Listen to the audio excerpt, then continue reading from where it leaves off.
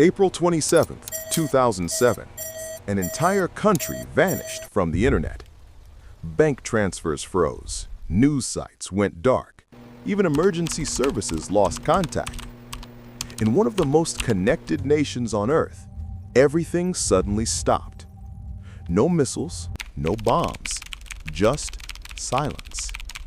But somewhere behind that silence, someone was attacking.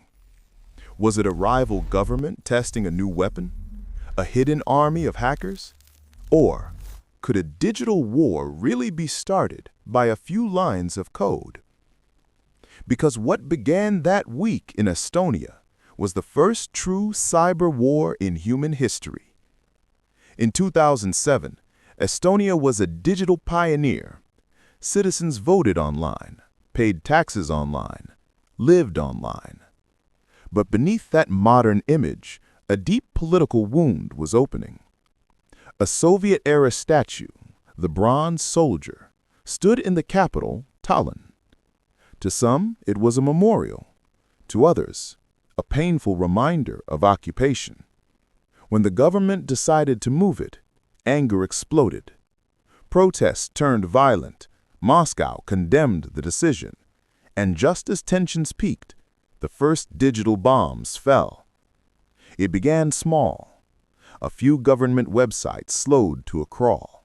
Then banks. Then the media. By midnight, nothing worked.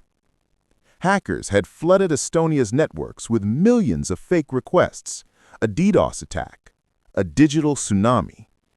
At first, officials thought it was random vandalism, but the pattern was too precise.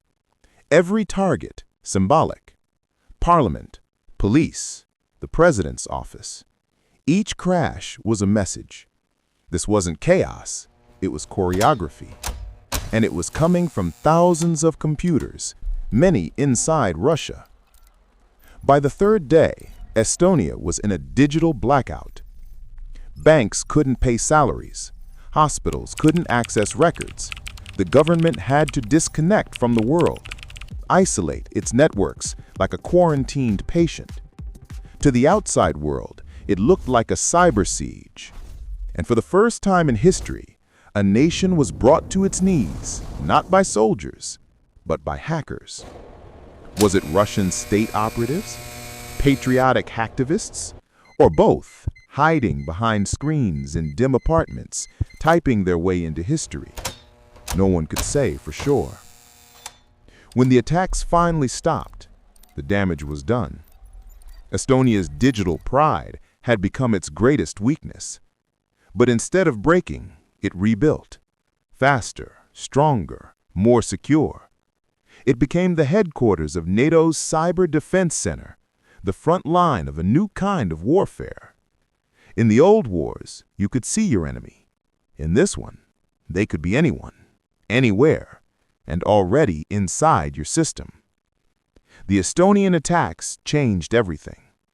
They taught the world that power no longer needed armies, only access.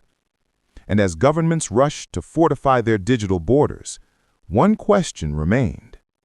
If an entire country could be taken down in days, who's next?